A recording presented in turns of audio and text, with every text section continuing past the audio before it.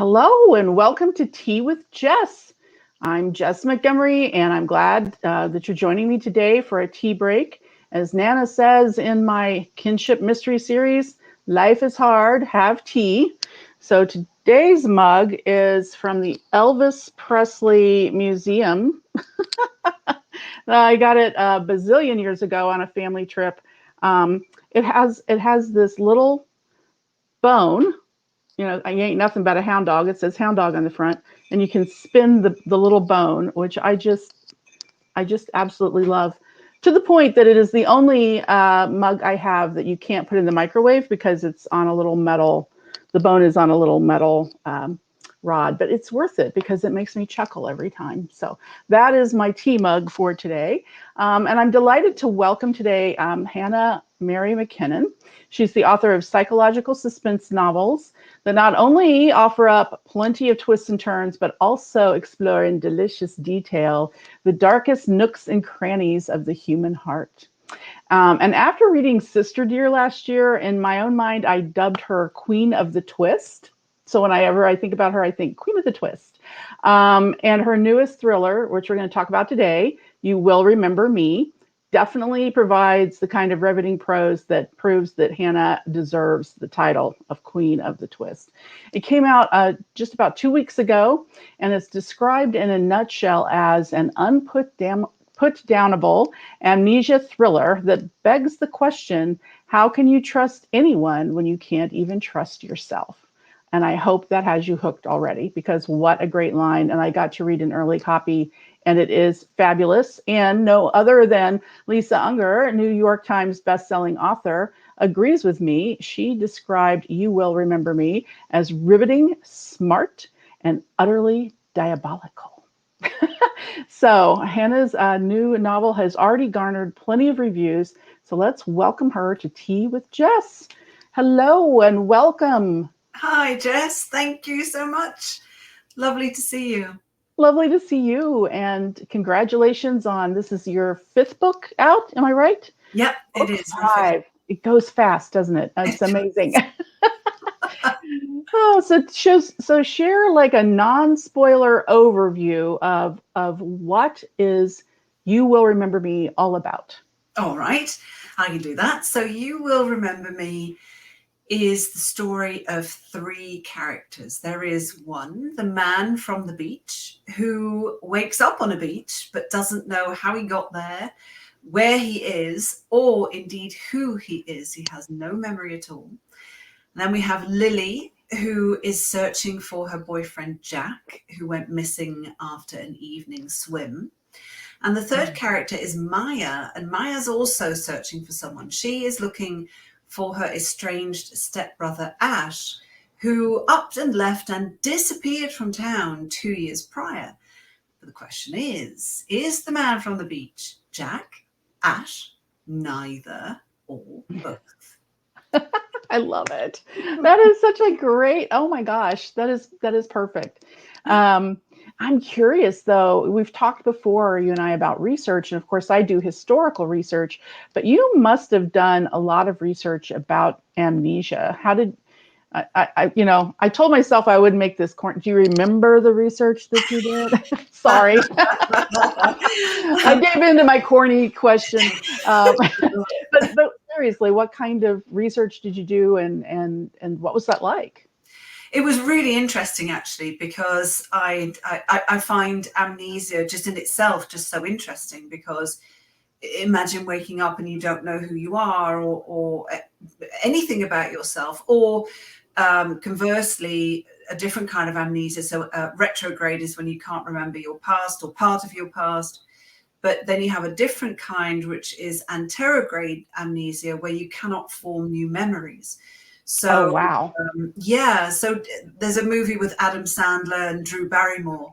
Right. You remember that one? Date. 51st Dates, right? That's right. That's actually a really good movie. It's not a funny movie. Adam Sandler, but that's like the Adam Sandler movie that I really enjoy. It's so touching. It is. It's a funny one. And it's actually based on a real case of amnesia. This woman, I think she was in the UK, who woke up and just every day she woke up and she didn't realize that however much time or however many years had passed. She was literally stuck in the past, which would be terrifying because you look in the mirror and you're 20 years older than you think you are.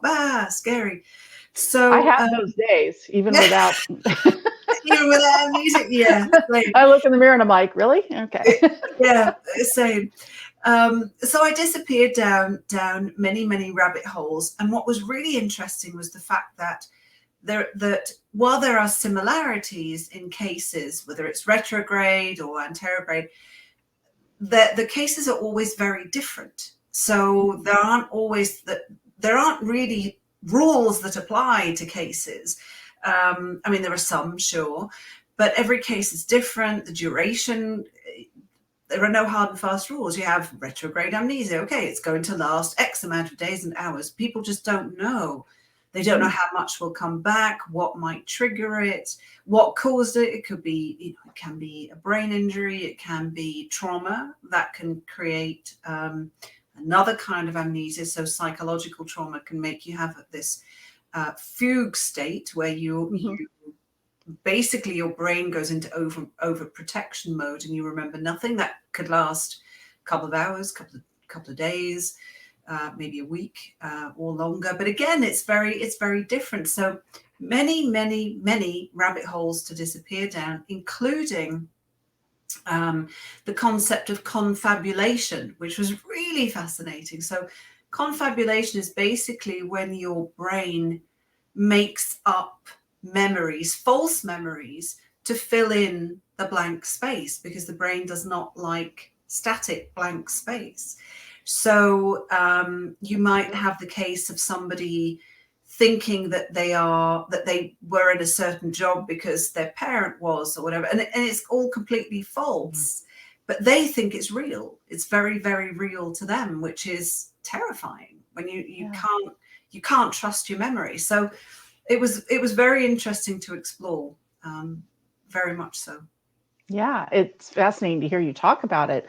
So did you know, okay, I want to write a book that it incorporates amnesia into the plot and the characters' arcs, or was there some specific like news article you read or something that what triggered this particular book besides your interest, if there is something besides your interest in amnesia?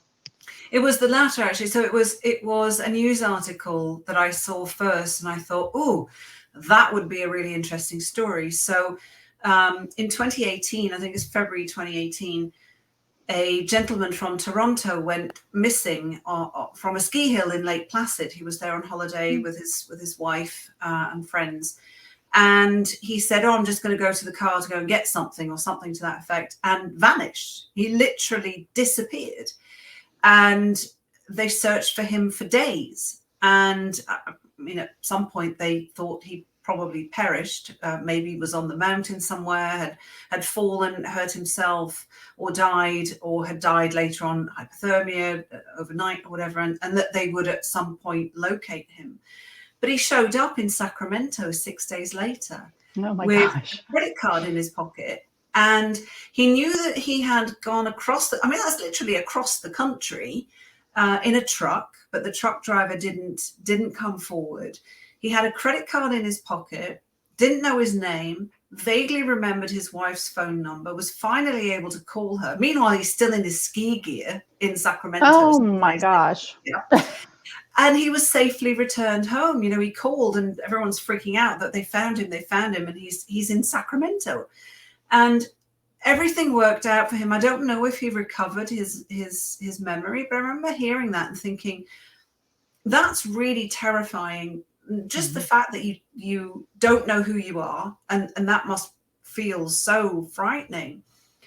But that also means that whomever you meet who says they know you and know your past, and this is what has happened, and this is who you are, you have to trust that. We don't have to, but that's really the people you're going to anchor yourself to trust.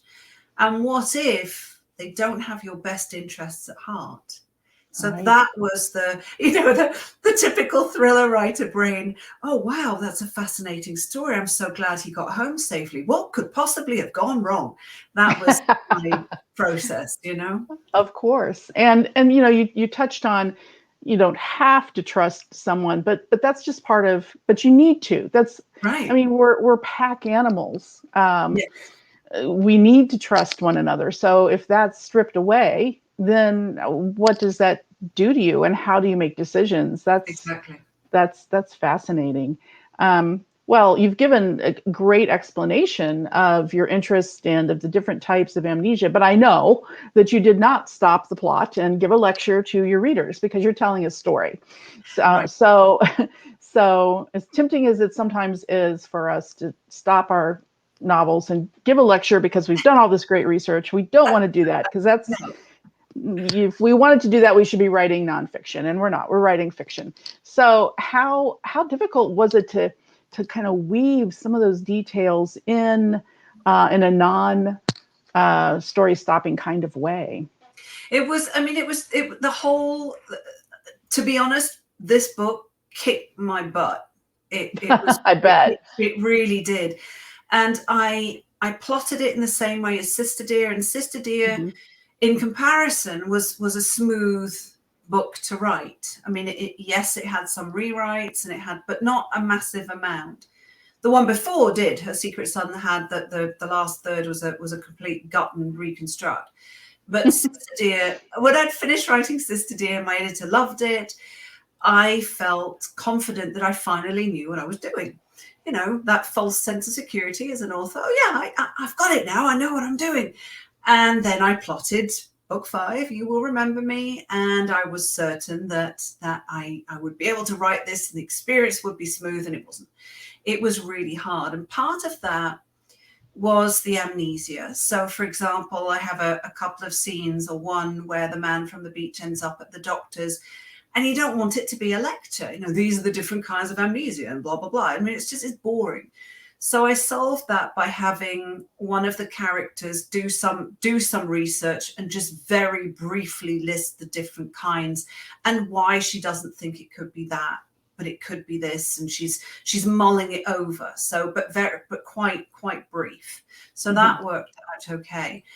What I found the most challenging was having a point of view character with amnesia and a linear timeline, because people who have written amnesia books, for example, Ruth Ware in A Dark, Dark Wood, or S.J. Watson, Before I Go to Sleep, they were much smarter than me.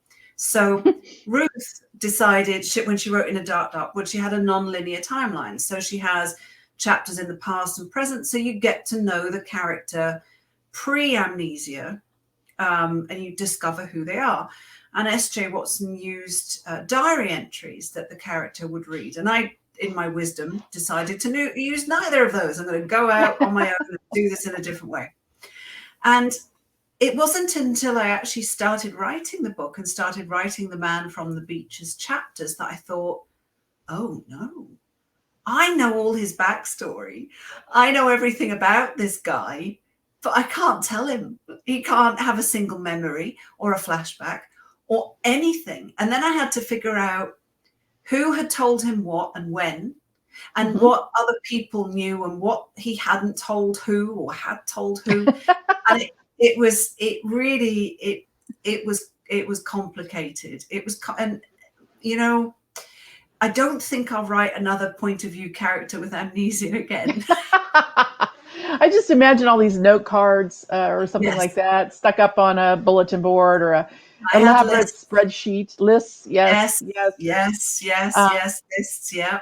well, that kind of flows into my other question. I'm curious because you have, like you said, you have 3 points of view, and that's a challenge to weave together, and keep the readers in, because you have to hook the reader with each point of view, right? You know, Yes, um, and then we don't want them to forget about person A and B while they're getting to know person C, for example. yes. So how did you meet that challenge? I think the man from the beach was probably the easiest one in that sense. So I couldn't. The difficulty was how do I get readers to care about him because they don't know who they don't know they don't know who he is. They really didn't know who he was, but they didn't know his character because he didn't know his character. So it was so that part was difficult. But on the other hand, it was easy because there's mystery there. Who is this dude? Who is this guy? Where did he come from? What did he do or what didn't he do? And there's this, I think, innate curiosity that we have to find out, okay, who is this guy? Who there's a mystery here and we want to know. Sure. So in that sense, that he was probably the easiest one. And then with Lily and Maya, I think with Lily, getting the reader to go along with her journey to find Jack, her boyfriend, who'd gone missing after going swimming. Is he still alive? Is he the man from the beach? What happened to him? And then we discover that Jack has lied to her about his past. Why did he do that? So there, again, there's that intrigue there. What are the lies? Where did they come from? And with Maya, it was maybe a little bit different. It was in the sense of, okay, her stepbrother disappeared from town 2 years before. Why did he leave? What did he do? What did she do? What the heck happened here? So again, I think it's hooking them with these questions really, and hoping that they are intrigued enough by the characters and by those questions to go along for the journey and figure them out by the end. Yeah, overlapping story questions always. Yes. And there's some immediate built-in empathy. Like you can think, oh gosh, if I wake up on a beach and I don't know who I am, so I'm immediately like sorry for this character. Right. And that carries me along. And if my boyfriend or a loved one goes missing, that would be horrible. So automatic empathy. So it's interesting to kind of, build on the empathy that our readers already have as humans, and then build those story questions. So that's quite a daunting task you gave yourself there. I did. The next book, the one for next year, I have one point of view character, a linear timeline, and it was an absolute joy to write. I kept waiting for the other shoe to drop. I was saying to my husband, it shouldn't be going this smoothly. There's something wrong with this. There's something wrong. Yeah, the editor's gonna hate it. And she didn't, she loved it. So I think maybe it was because You Will Remember Me was so difficult. The powers that be, the writing gods were kind to me for book 6. Even they have empathy from time to time. And you'd earned yourself a little bit of a break, I'm fully expecting book 7 to kick the backside. Well, if it's every other one kicks your butt and the next one's nice, that's pretty good, I'd say. Cool. So before writing, you had a successful career in business, and I want to touch on that because I'm intrigued by that. You were the CEO of an IT recruitment startup, and on the surface, being in business, being a business person, and being a writer are so very different. Mm-hmm. So I want you to talk about that a little bit. Did your business experience inform your work as a writer? Not necessarily, could be, but for ideas, but like in how you organize your writing career, how you balance spending your time on your writing versus marketing your writing. Is there an influence there? Oh, definitely. I mean, first of all, the publisher, agent, author relationship, it took me all of 1 second to understand, because client, recruitment agency, candidate, same thing, exact same thing. It's just the same thing. It's identical. So that was a no-brainer. Oh, okay, agent, yeah, got it. Okay. And I think in terms of my business experience, what has been really, really helpful, a number of things. One is being very deadline driven and organized. That's two things that are very deadline driven and very, very organized. So that has been instrumental in writing my books and meeting deadlines, setting myself deadlines even before I had an agent, before I had a book deal, after I had an agent, I would set myself deadlines. And my general curiosity in terms of business. So, for example, I remember a management meeting we were in. This was before I was the CEO. I was operations chief operating officer. And we agreed in the management meeting that we would open a subsidiary in Germany. And go around the table. Yeah, Germany. Yeah, Frankfurt. Yeah, right. Got it. Okay, great. Hannah. Yeah, on it. And I had no idea how to do that. Didn't have a clue. Not a clue. But I am very curious in terms of of new things, how they work, how to do that. And I knew that while I didn't have the knowledge, the in-depth knowledge of how to open a subsidiary in Germany, I would find people who did, and it was all going to be fine. And I love being put in a situation that I've not been in before. And I think that lends itself really well to writing, because each story is different. Because even if you're writing a series, there's, yes, recurring characters, but different situations. And for me, I write standalone, so each story is different and new. And oh, look, a shiny thing, I would say. So there are many, many things that have helped, and I think also just the general approach to business in terms of, yes, I'm creating art, but it is a business, but it's not personal. So, for example. If and recently this happened, I was writing potential outlines for book 7, and my publisher said, we think that's a bit quiet. We need something bigger, something splashier. And I'm not hurt by that. I mean, it's, rats, I'm gonna have to come up with another idea, but I don't take it personally. It's not personal. They are looking out for me, for my career. Similarly, if, for example, Sister Dear was picked up by Hodder and Stoughton in the UK, they bought Her Secret Son and The Neighbours and republished them as ebooks in Australia and New Zealand and South Africa, but they passed on You Will Remember Me. It's not it's a shame, and I really wish they'd acquired it too.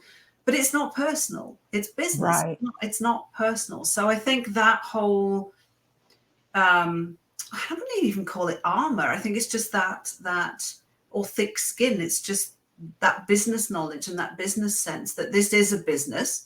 And I am also responsible for making it a success. Therefore, doing events and promoting and being out there is all part and parcel of being an author. So I think it's helped tremendously, actually. Yeah, I agree with all your points. I worked for some large tech companies for a while, first as a tech writer and then marketing communications person, and then started a solo practice in marketing communications. And it was kind of the same sensibility that I could translate into writing, like you're saying, that there's the art, and then there's the marketplace, and you can take your work seriously, but can't take yourself too seriously, and approach it as a business with timelines and whatnot. So yes, that makes perfect sense to me. Right, but you have confessed on your very own website, and we have the website here, HannahMaryMcKinnon.com. So go visit her website, HannahMaryMcKinnon.com, and learn more about her books, learn more about her. But you've mentioned on your website that writing is your oldest passion, and that your first book was a rom-com, and then you pivoted to twisty-turny, dark suspense. So I'd love to know, when you say it was your first passion, did you want to write your oldest passion? Did you want to write when you were a little girl? And then also, how did you make that journey from rom-com to being the queen of twists and turns? Well, thank you for that title. I accept. Thank you. I loved writing in school. That was my favorite thing to do, was when we got to write a story, or it could have been an essay as well at a push. That was fine. But I really, really loved it when it was just write a short story, beginning of a short story, and they only had to give us a word, write one word on the the blackboard. They were at the time, they weren't whiteboards. They were with the chalk, Right. they were the old-fashioned ones. And I was off. I always had ideas. I never sat there thinking, oh no, I don't know what to write about. And it always sparked ideas. And I loved that. But then I left school, and it was all about a business career. That was what I wanted to do, was own my own company. That was the whole objective. And in the end, when we moved to Canada, so skip ahead, 3 decades, and we moved to Canada, and I started up my own business after the very successful career I had in IT recruitment. My business failed. So while I was a shareholder before, a very small one of the very successful business, I was then 100% shareholder of the one that crashed and burned and failed and died a death, and we'll never speak about it again. All right.